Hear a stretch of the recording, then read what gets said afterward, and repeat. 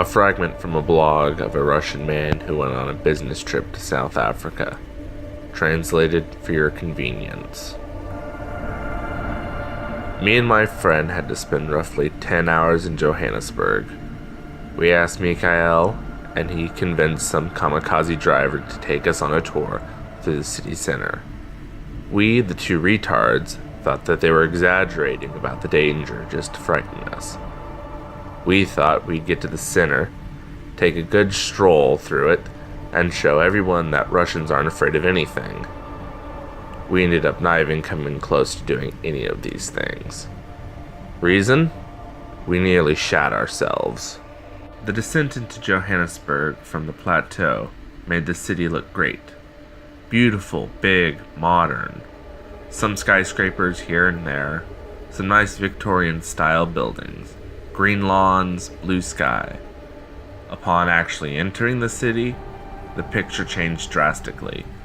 It looked completely abandoned. There was no electricity, piles of trash just lying on the streets, burst sewer pipes flooding in several spots, and the only thing clear of Dervish was the main road. The only functional electrical devices were the traffic lights. And this was the city center of the relatively safe part of the city. Prior to riding into the city, the driver appointed by Mikael read us a short do's and don'ts lecture. He seemed very tense, gulping often, and suspiciously looking around as he spoke. If you cunts want to survive this, do exactly as I say.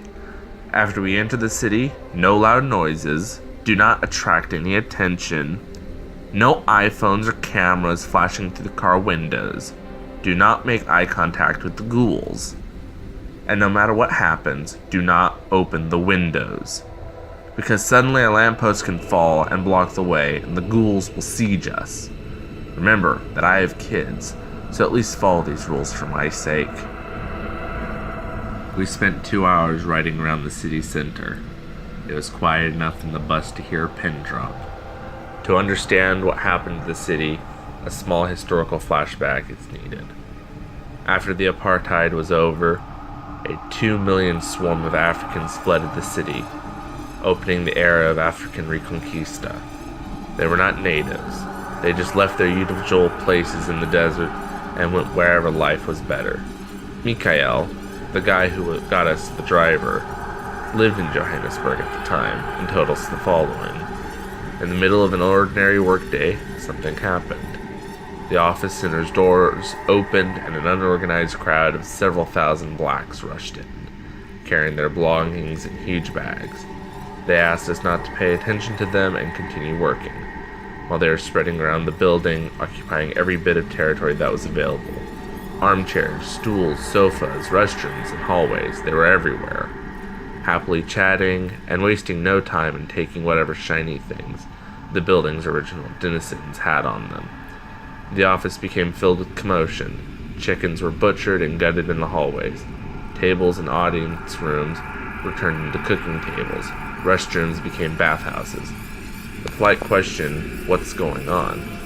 was answered with, "This is our home now." The subsequently less polite question, "What the fuck?" met with a reply, "It'll be better for everyone." Mikael called the cops. Cops didn't come.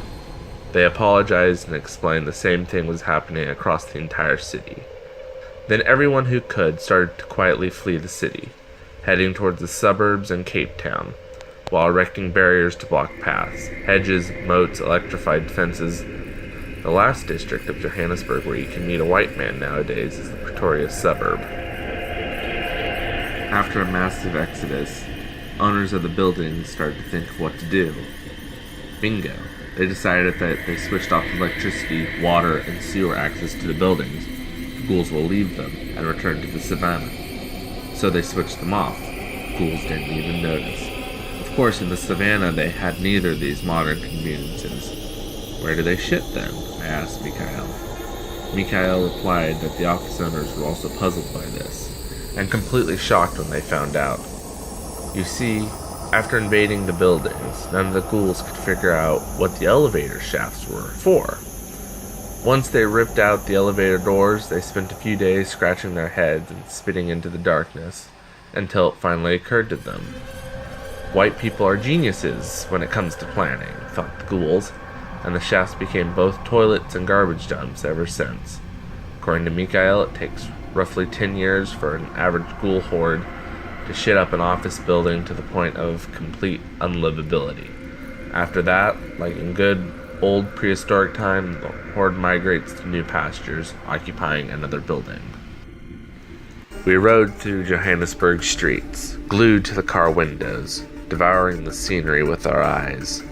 Fashionable modern houses with boarded-up windows passed by us.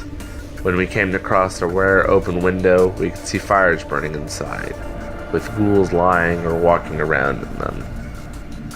Once again, according to Mikhail, a new, albeit informal business appeared in Johannesburg. Bunches of tough guys would go around offering to take buildings back from the ghouls.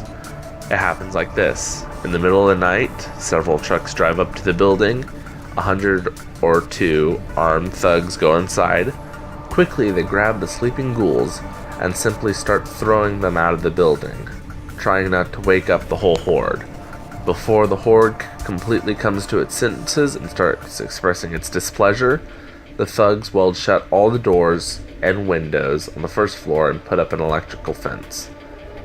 After the building is secure and refurbished, it turns back into an office. That's how the remnants of Johannesburg's white population live and work. In the evening and during the night, they keep safe behind armored doors and private guards. In the morning, they get into their cars and quickly, without stopping, riot out to their fortresses to work. After a short ride through more or less safe streets, they dive into one of the heavily guarded foxholes that leads to the underground parking garages. And that concludes their arrival to the workplace. Another funny thing I notice, if 2 live buildings are nearby, they're often connected by an aerial passage at the 10th or 11th floor, so workers can visit each other if they want to. The only trick is not to look down. Down there, school territory.